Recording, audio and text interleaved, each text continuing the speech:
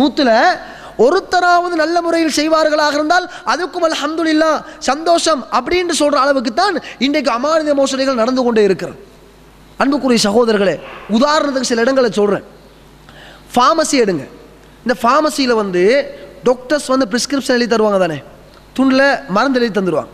இன்றைக்கு நோயாளிகளாக பேஷண்ட்டாக போகிற 99.9% நோயாளிகளுக்கு டாக்டர் அதில் என்ன மருந்து எழுதுனாலும் யாருக்கும் தெரியாது. நம்ம என்ன செய்கிறோம், நம்மட ஊரில் இருக்கக்கூடிய ஃபார்மசியை முழுமையாக நம்பி அவர்கள் துரோகம் செய்ய மாட்டார்கள், சரியான மருந்தை தான் தருவார்கள் நம்பி அந்த டாக்டர் எழுதி தந்த துண்டை கொண்டு போய் நம்ம ஃபார்மசியில் கொடுக்குறோம். அவங்க பார்த்து எந்த மருந்தை தாராங்களோ அதைத்தானே நம்ம குடிக்கிறோம். எவ்வளோ பெரிய நம்பிக்கை வச்சிருக்கிறோம் அந்த ஃபார்மசியில். யோசிச்சு பாருங்க. இந்த ஃபார்மசிக்காரர்கள் இந்த பேஷண்ட்ஸ்மாருக்கு துரோகம் செய்தால் இந்த துரோகத்துடைய பாவத்தை அது சுமக்கவே இயலாது. ஏன்? அவங்களுக்கு தெரியாத பாஷை எழுதுறாங்க. இங்கிலீஷ் தெரிஞ்சிருந்தாலும் அங்கே எழுதப்படுகின்ற கூட்டெழுத்து சில இங்கிலீஷ் தெரிஞ்சவர்களுக்கே வாசிக்க முடியாது. அதை போய் ஃபார்மசிக்காரர்கள் நம்பி அவர் துரோகம் செய்ய மாட்டார், சரியான மருந்தை தான் தருவார் என்ற நம்பிக்கையோடு கஸ்டமர் போர் துண்டை கொடுக்குறோம். இவர் மாற்றி தந்தால் எவ்வளோ பெரிய துரோகம். யோசிச்சு பாருங்க. சாதாரண உதாரணம், நம்ம அன்றாட வாழ்க்கையில் நடக்கிறது என்பதனால் இந்த உதாரணத்தை சொல்கிறேன்.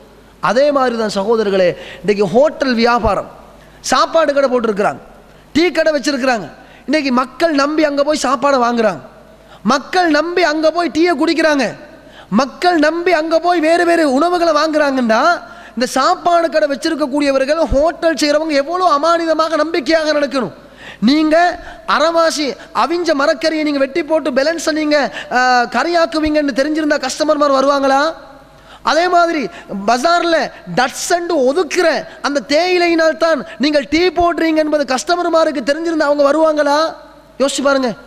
நீங்கள் பப்ளிக்காக போடுவீங்களா? போடணும். எங்களோட கடையில் வந்து அந்த கடைசியாக மீற அந்த அவிஞ்சதெல்லாம் வெட்டி போட்டு மீற அந்த துண்டை வச்சு தான் நம்ம சாப்பாடு கறியாக்குறோம்னு சொன்னால் எவனாவது உங்கள்கிட்ட சாப்பாடு வாங்குவாங்களா? யோசிச்சு பாருங்க.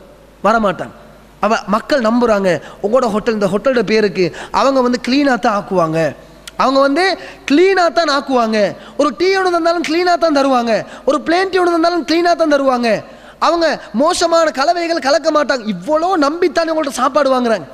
அவன் முழுமையான நம்பிக்கையை வச்சு உங்கள்கிட்ட வந்து சாப்பாடை வாங்கிட்டு போகிறாங்க.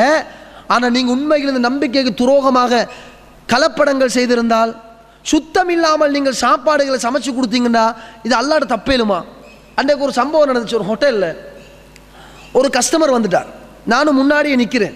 ஒரு கஸ்டமர் வந்து அவர் ஒரு டீ ஒன்று போட சொல்கிறார், ஒரு படிப்பினைக்கு சொல்கிறேன், ஒரு டீ ஒன்று போட சொன்னார். அப்போ அந்த கடையில் இருக்கக்கூடிய வேட்டர் போய் சொல்லிட்டாரு, டீ போடுற ஆள்கிட்ட டீ ஒன்று போடுங்கன்னு சொல்லியாச்சு. இன்னொரு வேட்டர்கிட்ட அவர் சொல்கிறார், இப்படி டீ ஒன்று போடுங்கன்றார். அந்த வேட்டர் இவர்கிட்ட சொல்கிறார், இன்னொரு டீ என்றார். இப்போ ஒரே ஆளுக்கு 2 டீ போட்டாச்சு. நல்லா விளங்குங்க, ஒரே ஆளுக்கு 2 டீ போட்டாச்சு. நானும் பக்கத்தில் நிற்கிறேன். இப்போ இந்த வேட்டர்கிட்ட சொல்கிறார், அந்த டீ போடுறவன் இந்த கோப்பையில் ஊற்றி கொடுத்துருங்க அப்படின்னு. அப்போ இவர் 2 கோப்பை எடுக்கிறாரு, டீயை ஊற்றியாச்சு, கொடுத்தாச்சு. திரும்ப இன்னொரு கோப்பை எடுத்து அடுத்த டீ ஊற்றி அவர் தேடுறாரு, அடுத்த டீ யாருக்கு? அப்போ வந்திருக்கிற கஸ்டமர் ஒருத்தர் தான், ஒருத்தருக்கு தான் 2 டீயை தவறுதலாக சொல்லிட்டாங்க. இப்போ டீ போட்டவர் 2 டீயை போட்டு கொடுத்துட்டாரு, வேட்டர் அடுத்த டீயை கையில் வச்சு கொண்டு இருக்கிறாரு. பொஸ் சொல்கிறாரு, சரியப்பா தவறு போட்டவன், நீ அதை குடிச்சிரு. பொஸ் என்ன சொல்கிறாரு? அவர் நல்ல ஒரு சாதுவான மனிதர். அவர் சொல்கிறார் அந்த வேட்டருக்கு, நீ அந்த டீயை குடிச்சிரு, விஷயம் ஓகே தானே. அவன் சொல்கிறான்னு தெரியுமா, இது எனக்கு நீங்கள் குடிக்க சொல்கிறதாக இருந்தால் நான் கோப்பை கழுகி எடுத்திருப்பேனே. அவன் சொல்ற வார்த்தை என்ன? இந்த டீயை நீங்கள் எனக்கு குடிக்க சொல்லக்கூடிய ஒருத்தராக இருந்திருந்தா, நீங்கள் இப்படி சொல்வீங்க என்பது எனக்கு தெரிஞ்சிருந்தா அந்த கிளாஸை கழுவி நான் டீயை ஊற்றிருப்பேனே. அவன் சொல்கிற எனக்கு அது கேட்குறது. அன்புக்குரிய சகோதரி, இப்போ யோசிச்சு பாருங்க. உங்களுக்கு கஸ்டமர் வந்தால் கிளாஸை கழுவ மாட்டீங்க, கோப்பையை கழுவ மாட்டீங்க, டீயை கண்ட மாதிரி ஊற்றி குடிப்பீங்க. உங்களுக்கு அதை நீங்கள் குடிக்கும் பொழுதே நீங்கள் என்ன செய்றீங்க?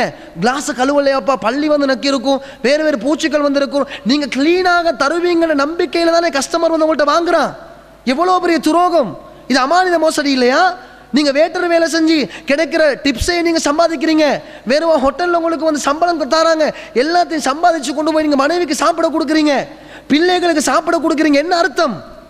இது ஒன்று. அன்புக்குரிய சகோதரர்களே, இப்படி நிறைய இருக்குது. ஹோட்டல்கள் நாம் தப்பாக எந்த தொழிலையும் நான் குறை சொல்லவில்லை, நடக்கிற பிழையை உங்கள் நெச்சுரலாக சொல்லி காட்டுறேன். இப்படி தவறுகள் நடக்கக்கூடாது. அதே மாதிரி சகோதரர்களே, சில ஹோட்டல்களை வந்து என்ன செய்வாங்க தெரியுமா? இந்த அழுகிற இந்த பஜாரில் எல்லாம் முடிஞ்ச டைமுக்கு போனீங்கன்னா அரைவாசி அவிஞ்ச அந்த கேரட், இந்த கோவா லீக்ஸ் ஒரு பக்கமாக வச்சுருப்பாங்க. இதுக்கு உங்களுக்கு தெரியுமா, இன்னொரு விஷயம் சொல்கிறேன், இந்த பப்படத்தில் எத்தனை ஐட்டம் இருக்குது. அதில் சில ஆட்கள் ஹோட்டல் பப்படம்னே பேர் வச்சிருக்கிறாங்க. ஹோட்டல் பப்படம், அதில் வேற என்ன ஹோட்டல் பப்படம், கிலோ எவ்வளோ 20 ரூபா 30 ரூபா. என்னடா இது பப்படம் யாருக்காவது கிலோ 30 ரூபா 20 ரூபா கொடுக்கலுமா? ஏன்னா அது கொஸ்டே வராது. ஹோட்டல் பப்படம் எப்படி என்ன டேட் போன எல்லா ஹோட்டலையும் சொல்லவில்லை, நல்லா திரும்ப திரும்ப சொல்கிறேன். இந்த மோசடி செய்யக்கூடியவர்கள் திருந்தணும் என்பதற்காக சொல்கிறேன்.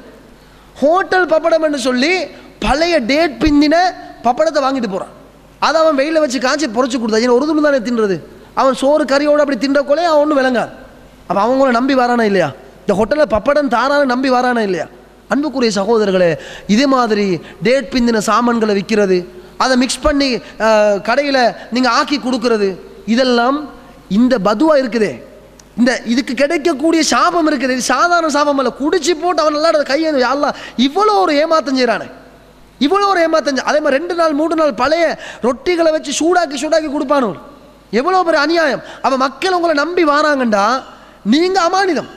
ஹோட்டல் தொழில், அவர் மாஷா அல்லாஹ் அவர் பெரிய பணக்காரர், ஹோட்டல் செஞ்சு அவர் ஹஜ்ஜுக்கு போயிருக்கிறார், ஹோட்டல் செஞ்சு உம்ரா போயிருக்கிறார்.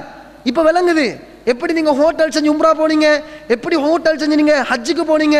அன்புக்குரிய சகோதரர்களே, நல்ல ஒன்று விளங்குங்க. நேர்மையான முறையில் ஹோட்டல் செஞ்சால், நேர்மையான முறையில் நீங்கள் எந்த வியாபாரத்தை செஞ்சீங்கன்னாலும் அல்லாஹு தஆலா பரக்கத்து தருவான். இந்த மக்கள் நம்பி வார இடத்துல நீங்கள் மோசடி செய்யக்கூடிய மனிதராக நீங்கள் நடந்து கொண்டீங்கன்னா அவர்களுடைய பதுவா உங்களுக்கு எப்பயுமே இருக்கும் என்பதில் மாற்று கருத்து இல்லை. நீங்கள் மன்னிப்பு கேட்கணும். யாருக்கெல்லாம் துரோகம் செஞ்சீங்களோ, யாரையெல்லாம் ஏமாற்றினீங்களோ அவ்வளோ பேர் நீங்கள் மன்னிப்பு எப்படி கேட்க போறீங்க, எப்படி கேட்க போறீங்க? எனவே சகோதரர்களே, உங்களுக்கு சாப்பிட்றதுக்கு அசடானோன்னு நீங்கள் அடுத்தவங்களை விற்கக்கூடாது. நீங்கள் பழைய ரொட்டி சாப்பிடுவீங்களா? உங்களுக்கு எதிரையும் பழைய ரொட்டி நீங்கள் சாப்பிட்டீங்கன்னா உங்களோட வயிற்றில் குழப்பத்தை உண்டு பண்ணும். ஆனால் அடுத்தவங்களுக்கு கொடுக்கலாம், ஏன் காசு வருது. அன்புக்குரிய சகோதரர்களே, இந்த விஷயத்திலே நீங்கள் கவனமாக இருக்கு. அதே மாதிரி சுத்தம் விஷயத்தில் சில ஆட்கள் சுத்தம் பண்ணுறதுக்காகவே சில கடைகளை நம்பி போவாங்க. அவங்க கடையில் பின் கதவை திறந்து பார்த்தா தான் விளங்குது அங்கே எப்படி சுத்தம் எப்படி அசுத்தம். இதுவும் நம்பிக்கைக்கு துரோகம். அப்போ நான் பாருங்க, ஃபார்மசியையும் ஒரு ஹோட்டலையும் சாதாரண உதாரணத்துக்கு தான் சொல்லியிருக்கிறேன். மற்றபடிக்கு நீங்கள் எல்லா வியாபாரத்தை வச்சு பாருங்க, எல்லா வியாபாரத்தை வச்சு பாருங்க என்ன நடக்குது. இங்கே அமானித மோசடிகள் வியாபாரத்தில் நடக்குதா அல்லது நேர்மை நடக்குது? அன்றைக்கு இன்னொரு வியாபாரி சொல்றார், மௌலவி நீங்கள் இந்த வியாபாரத்தில் வந்து இந்த இஸ்லாத்தை சேர்க்க வேணுமே. அவரோட ஒரு பிஸ்னஸ் ஒன்று பண்ணி கொண்டு இருக்கக்குள்ளே அவர் மாற்றம் செஞ்சார், துரோகம் செஞ்சார். அப்போ நான் சொல்கிறேன், இஸ்லாத்தை நீங்கள் பாருங்கள், உங்களுக்கு தேவையான ஸ்ரீலங்காவில் எந்த மௌலவிக்கிட்ட அடித்து கேட்கணும் அந்த மௌலவிக்கிட்ட நீங்கள் ஃபோன் பண்ணி கேளுங்க, நீங்கள் செஞ்சது சரியா பிள்ளையான். அவர் சொல்கிறார் அப்படியெல்லாம் கேட்க, உங்களோட பள்ளி ஹசரத்தில் போமே, அவர் எங்கட கொள்கையே இல்லை, அவர்கிட்ட கேட்போம் நீங்கள் செஞ்சது சரியா பிள்ளையான். அவர் ஓகே ஆகல.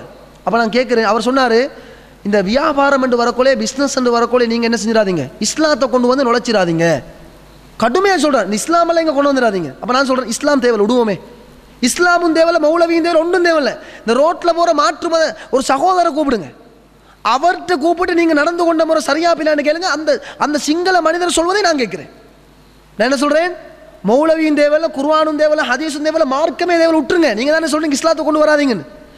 ரோட்டில் போகிற சிங்கள மனிதரை கூப்பிடுங்க, அவர்கிட்ட கேளுங்க, இப்படி ஒரு சிச்சுவேஷன் நடந்திருக்குது, இதில் எது சரியன்னு கேளுங்க. அவர் எதை சொல்கிறாரோ நான் அதை கேட்குறேன். அவர் அதுக்கும் உடன்பாடு நல்லா தெரியும். அவருக்கு அவர் செய்கிற துரோகம், அமானித மோசடி, இது மார்க்கத்தில் இல்லை, முஸ்லீம்கள் செய்ய நல்லா தெரியும். இன்றைக்கு நிறைய வியாபாரிகள் அப்படி இருக்கிறாங்கன்றால், அந்த ஹதீஸ் ஆரம்பத்தில் சொன்ன லிகுல்லி காதிரின் லிவாஉன் யௌமல் கியாமா, நாளை மறுமை நாளில் ஒவ்வொரு துரோகிகள்கிட்டையும் ஒவ்வொரு கொடி இருக்கும். இந்த துரோகத்தை செஞ்சுட்டு தான் இந்த உலகத்திலிருந்து வந்திருக்கிறார் என்று அல்லாஹ் தஆலா எழுதி மக்களுக்கு மத்தியில் கேவலப்படுத்தக்கூடிய அந்த கேவலம் எனக்கு உங்களுக்கு வரக்கூடாது என்பதனால் தான் இந்த விஷயங்களை சொல்லிக் கொண்டிருக்கிறேன்.